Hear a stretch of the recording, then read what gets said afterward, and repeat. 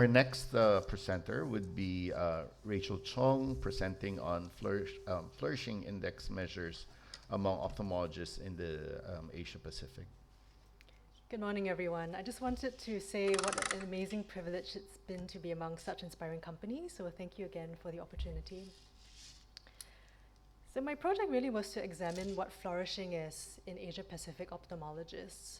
And the idea of flourishing is really the intersection between hedonic happiness, which refers to pleasure and enjoyment, as well as eudaimonic happiness, which is this sense of meaning and purpose in our lives.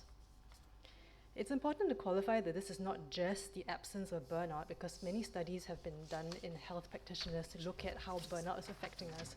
But this idea of flourishing goes beyond that, while we're exploring how well we are thriving and growing in our respective areas.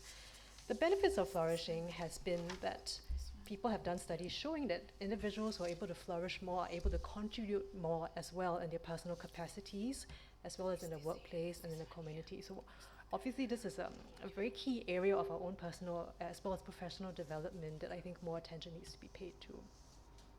So this idea of human flourishing was first proposed by a professor from Harvard, Professor Tyler Van der Wiel. He looked at these various domains, which I will describe as well later. The aim of my study was to look specifically in practicing ophthalmologists who were mainly at consultant level and above in the Asia Pacific, and to identify potential gaps that we may then proceed to address in order to aid our own flourishing. I performed a cross-sectional web-based survey between June and September of last year, and very amazingly was well supported by the LDP network, so thank you to everybody who's been a part of this. So the self-reported demographic data that was collected, including the country of practice, involvement in non-clinical work, age, gender, marital and parenthood status, and countries were then grouped according to their World Bank income classifications, where lower income economies included Nepal, India, Indonesia, Mongolia, Myanmar, Pakistan, Philippines, Sri Lanka and Vietnam, whereas high income economies included Malaysia, Australia, Hong Kong, Japan and Singapore. And we looked at these 6 different domains that included happiness and life satisfaction, mental and physical health, meaning and purpose, character and virtue, as well as close social relationships, and finally, financial and material stability. I'm just going to skip over the questions in the interest of time.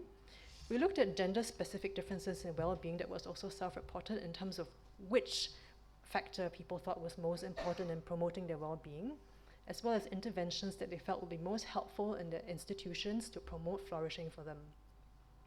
In terms of the results, we eventually got a total of 52 respondents from 14 different countries.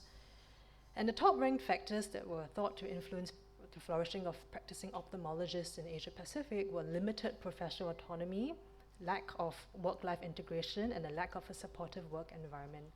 Positive interventions that were meant to be helpful included relationship practices such as job crafting, promoting behavioral exercises via acts of kindness, as well as other efforts to protect family relationships and encourage gratitude. When we looked at comparing the effects of gender on flourishing, just very broadly speaking, it looked like females were flourishing less than their male counterparts. But when we looked at the breakdown in terms of the income of the various countries of the respondents, it then became apparent that it was mainly the females and unmarried individuals in the lower income countries who were reporting lower scores than their male counterparts and married counterparts.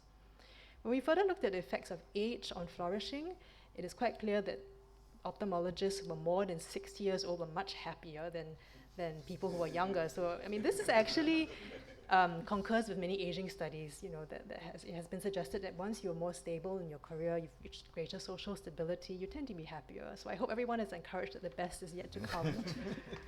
And this is just a graphical representation where you can see that the most marked differences is really in graphs A and B, where it's the females and the unmarried ophthalmologists in the lower income countries who were reporting lower flourishing scores than their male and married counterparts.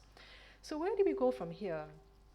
I feel that the study has raised some questions about how we should be supporting our colleagues in specific situations. Gender studies would be helpful for identifying specific reasons for negative well-being in family ophthalmologists, and perhaps increased measures are necessary to protect families and familial relationships, particularly in lower income countries. Married ophthalmologists in higher income countries actually reported lower flourishing in terms of financial and material support. And this may be related to the greater costs and considerations of starting a family in higher income countries where cost of living is higher.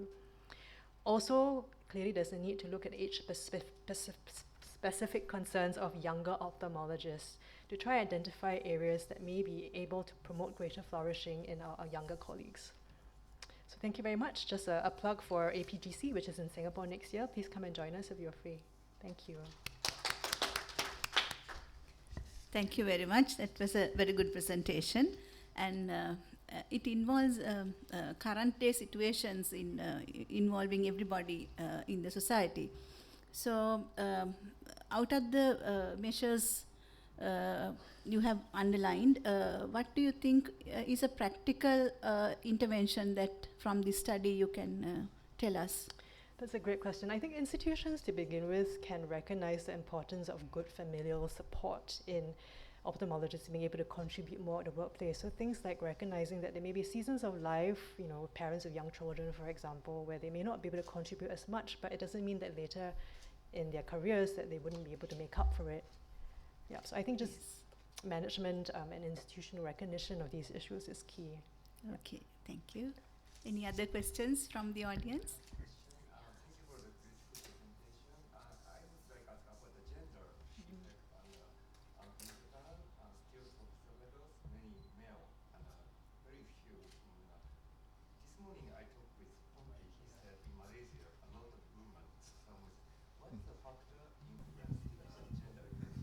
No, I think that's a really interesting question.